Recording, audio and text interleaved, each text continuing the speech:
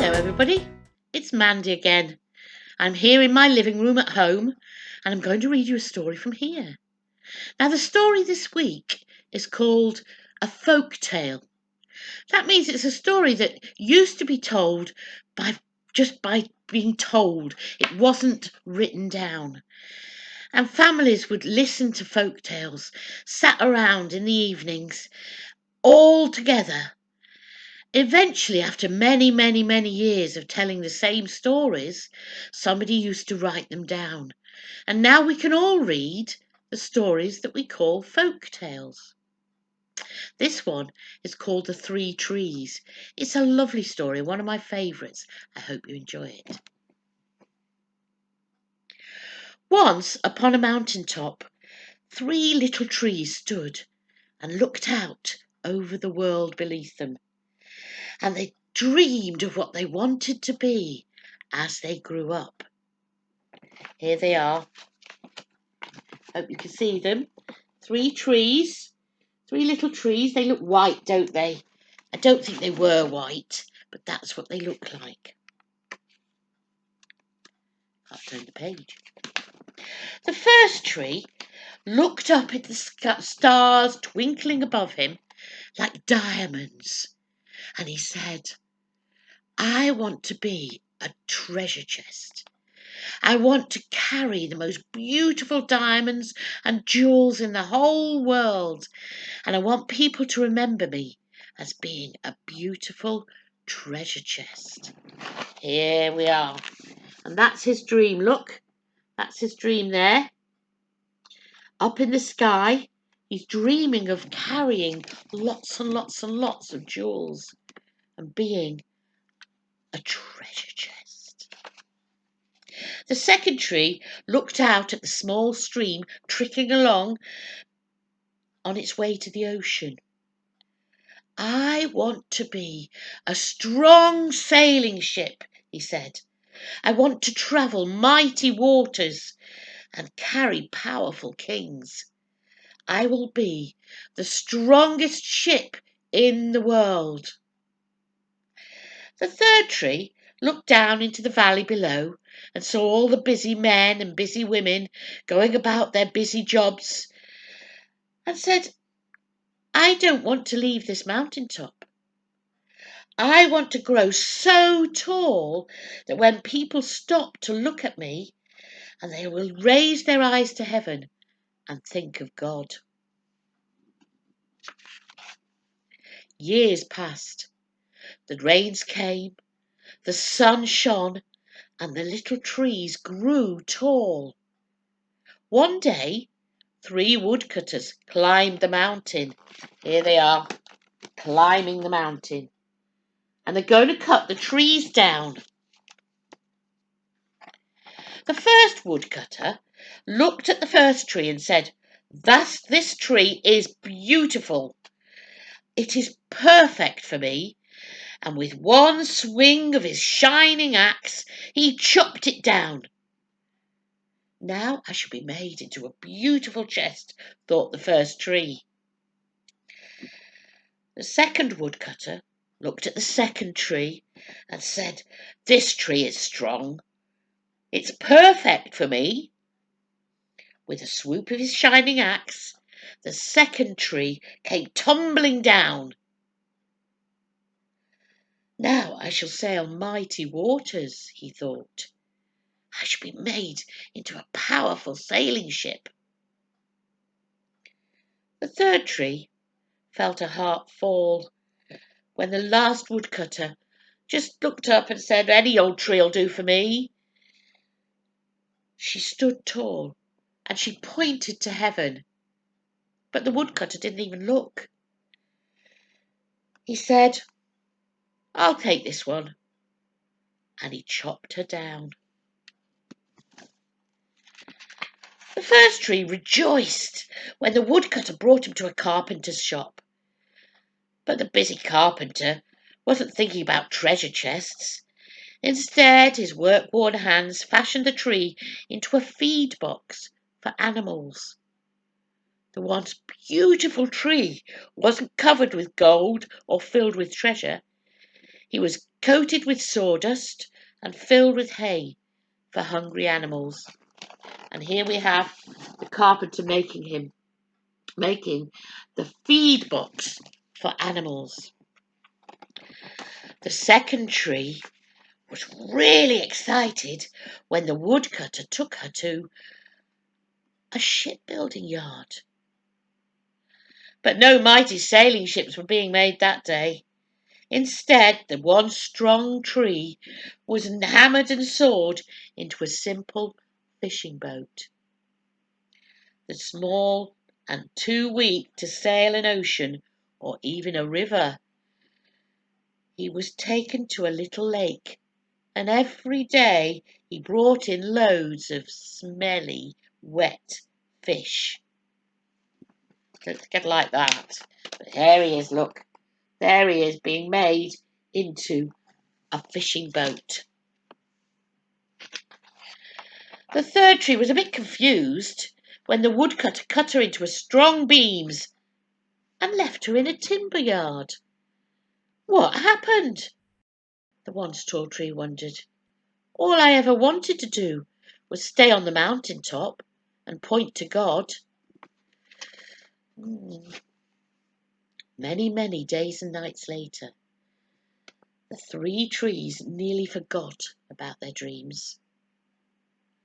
But one night, golden starlight passed over the first tree as a young woman placed her newborn baby in the feed box. I wish I could make a cradle for him, her husband said.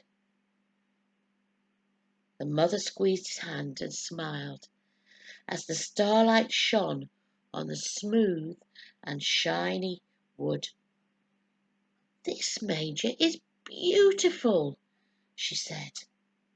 And suddenly the first tree knew he was holding the greatest treasure in the world.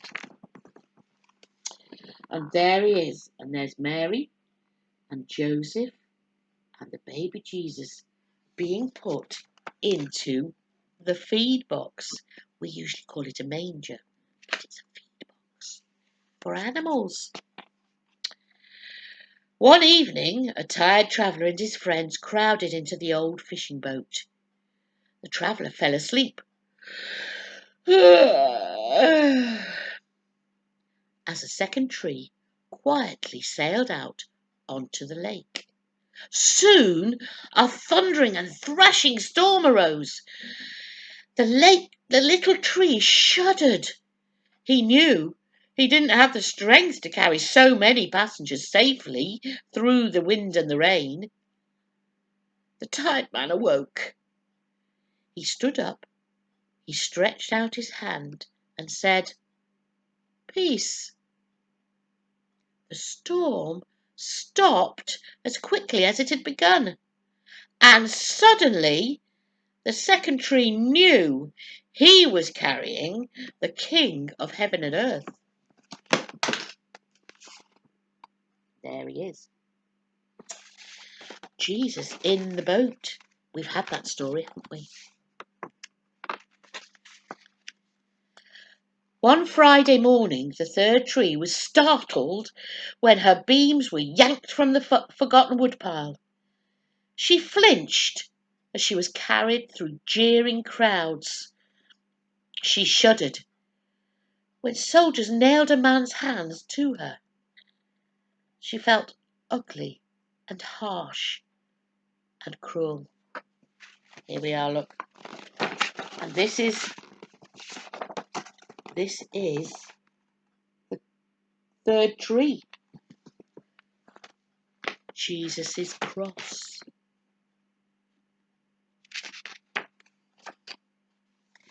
But on Sunday morning, when the sun rose and the earth trembled beneath her, the third tree knew that God's love had changed everything. It had made the first tree beautiful. It had made the second tree strong. And every time people thought of the third tree, they would think of God. And this picture, I think, is beautiful. Look, this picture has got all 3 trees. One is a manger, one is a ship, a fishing boat, not a big ship, and one is the cross. So that all their dreams came true. We all have dreams. We all have things we want to do. And if they're right, and we ask God to help us, He will make them come true. I hope you enjoyed that. It's my favourite folk tale. See you next week. Bye. Hi boys and girls, I'm Steve. Wasn't that a fantastic story by Mandy just then? I'm Mandy's husband. We both live in the same house together. Maybe if you are very careful and you've got good eyesight, you can see just behind me to the picture just there on the shelf. And that is a picture. There's me and there's Mandy. That's taken quite a few years ago. In fact, it was taken before we got married. And there, just up the top there, is a picture of Mandy's favourite animal. Can you see what it is? It's a tiger. You know, those stripy big cats. You don't want to go around upsetting them. This one's a special one, though. It's a white tiger. Very, very rare indeed. Anyway, last week after Mandy told her story, I was able to join in with you so we could play a game. Today, I want to give a quiz. A quiz is where I ask you questions and you see if you can come up with the answers. It's not a test. It's not an exam. There are no marks. You don't get a certificate. You don't get in trouble if you get it wrong. It's just to find out how much you know, because we don't want to keep just saying the same things that you already know, but we want every one of us to learn new things. And all of my questions are going to be taken from the Bible. They're about people and places and things that went on that we read about in the Bible itself. So don't worry if you don't know all the answers. You can ask Mom or Dad. You can look in your own Bible. You can ask your brothers or sisters, or if you're clever enough, you can even go on the internet and Google the answers if you want. It's just a question of finding out things we might not already know.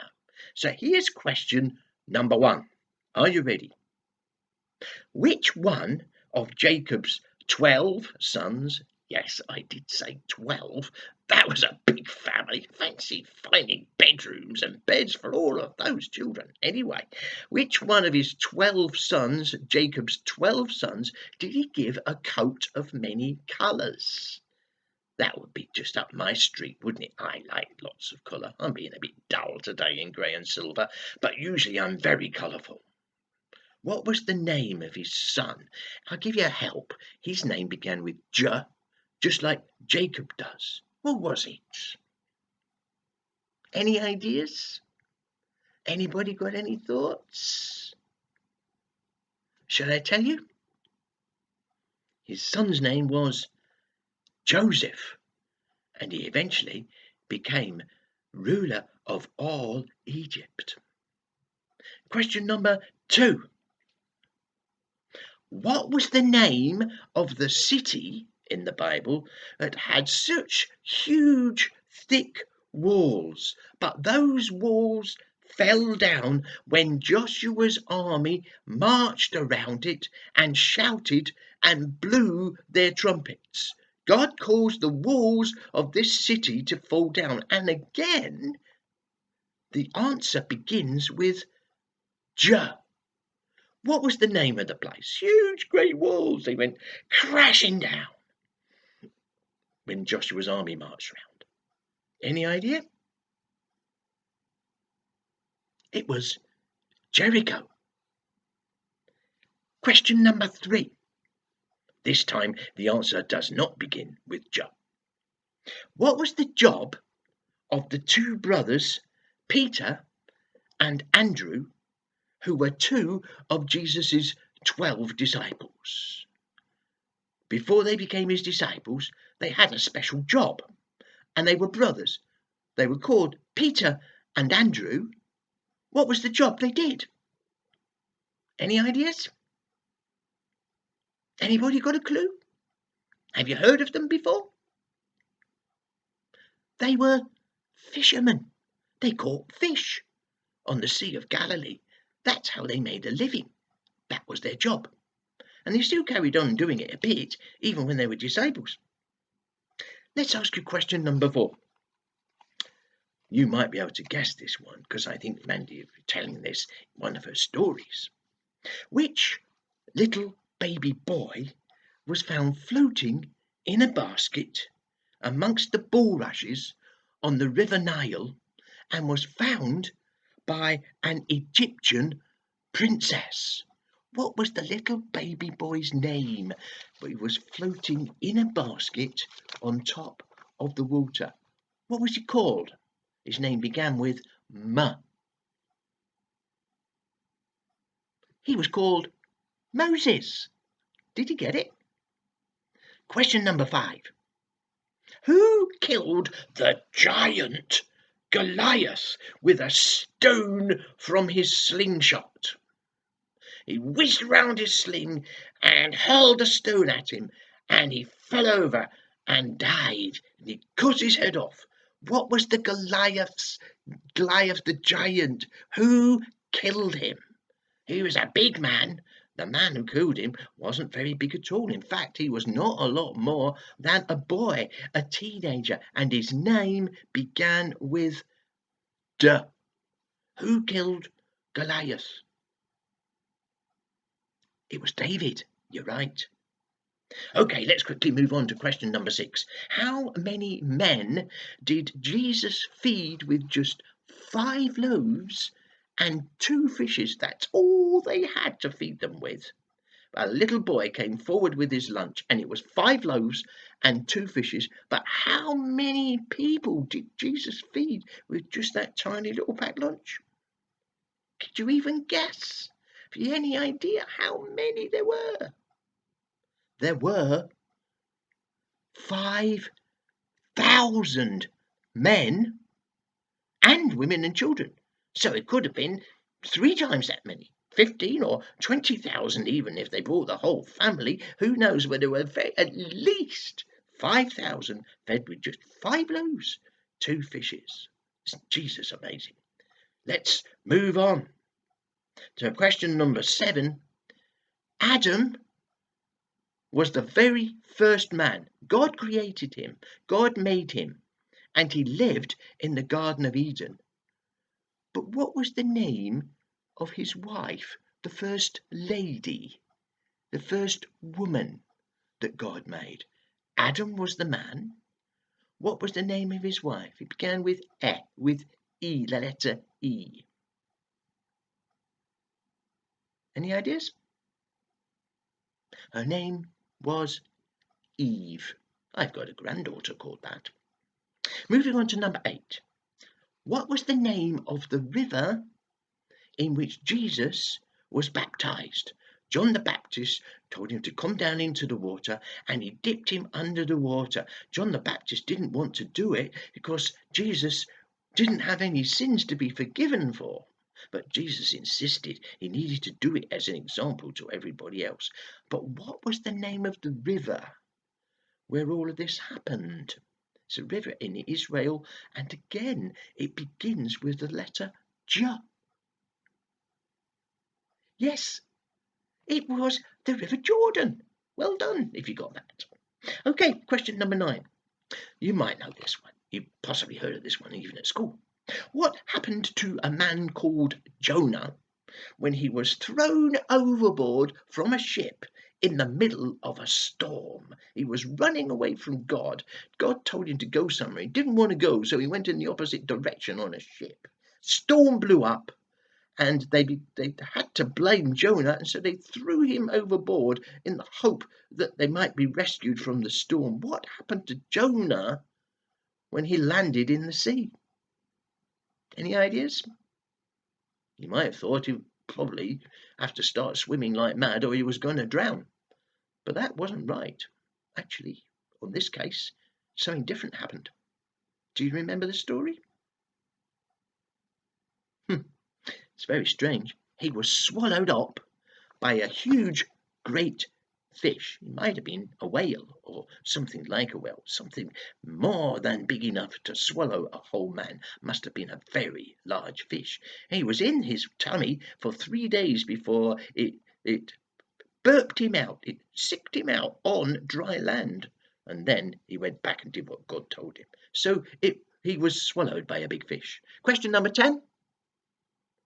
What was the name of the man who God asked to build a huge great boat, we call it an ark, in which he was to put all the animals inside because he was about to flood the earth and he wanted to rescue some? Who was the man who spent best part of a year building this ark right in the middle of dry land, nowhere near the sea at all? God used it to rescue him and his family and all the animals on the earth at that time. 2 by 2 went in. Do you remember what the man's name was? Began with N. Who built the ark? I can see you know that one. It was Noah. Of course it was. Number 11. We're coming almost to the end now.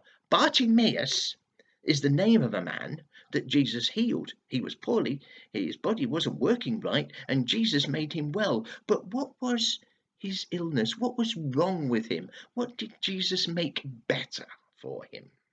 Do you remember? Bartimaeus, that's an unusual name, isn't it? I bet you've never met anybody called that name before.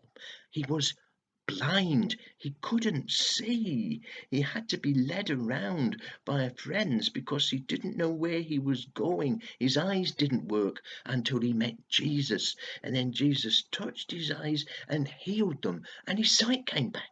Isn't Jesus amazing? This is our last question now. See how well you can do. This is a difficult one. I saved the most difficult one for last. What was the name of Abraham's wife? The lady he was married to. They were both grew to be very old and didn't have children till they were well past pension age. His wife's name began with S, the letter S. S. What does S stand for? What was his wife's name? Well, his wife's name was, you've got it, Sarah. That's right. Well, that's the end of our 12 questions for today. Maybe another time we'll play another game or have a quiz or a song or a puzzle. Who knows what's going to happen next? In the meantime, have a great week, boys and girls. Enjoy yourselves. Be good for mama, for dad, and have fun with your brothers and sisters. Enjoy school if you're at school this week. If you're not and you've got a week's holiday, well, have a great time and I hope you see some sunshine. Bye for now.